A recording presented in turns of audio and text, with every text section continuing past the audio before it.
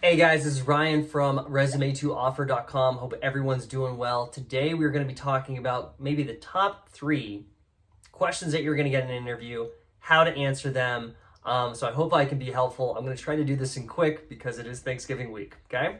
So number 1, the most common question that you're going to get in an interview is the basic, tell us about yourself.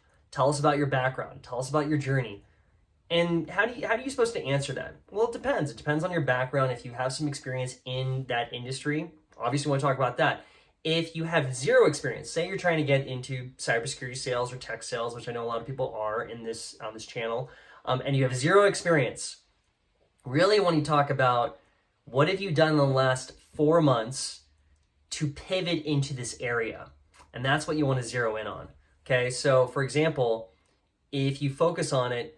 Talk about your past, talk about the current circumstance, your recent accomplishments, or what you've learned, or the tools that you've learned to get into this space. Okay, you want to talk about that.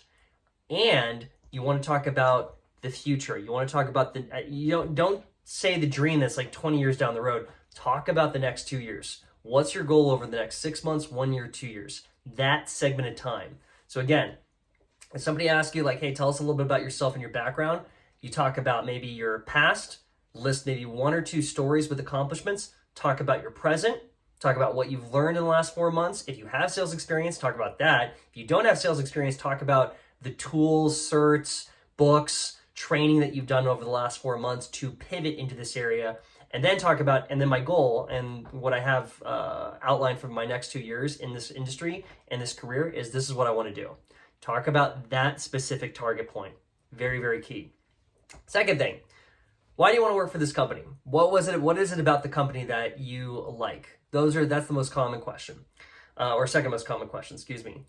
How do you answer that?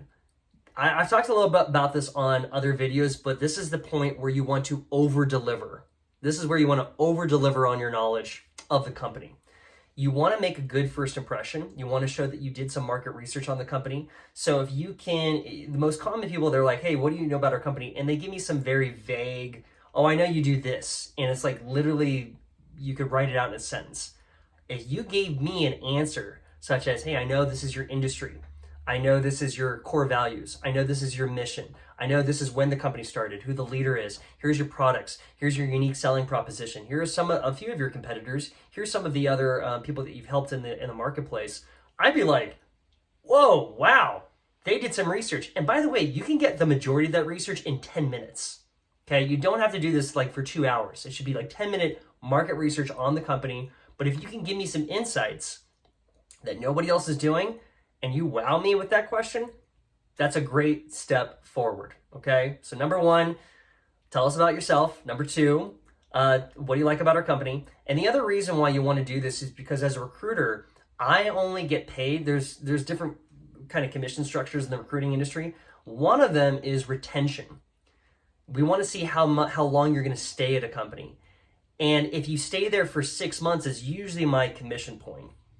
So if you can tell me what you liked about our company, like that's deeper than just the money or just because you need a job, those are the people that stay with the company, and those are the people that I'm more excited to hire, okay? So something key there.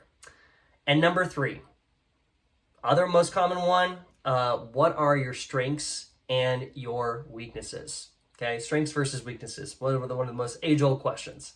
And there's different ways they kind of ask this, but what are your areas of improvement? Tell us about your biggest accomplishments, different things like that. How do you answer it?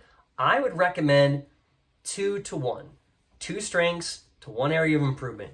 2 strengths, you want to make sure it's very clear, it's very who you are, but you want to make sure that it lines up with the candidate persona that they're going for, with other top achievers that they have. So if you did some research on the company and you saw some account executives, if you saw the sales director, and you're able to kind of analyze what made them successful, and you find out, you know what, I have that same strength too, those are the 2 that I would go after, okay, and talk about. And then you always want to make sure there's a story behind it.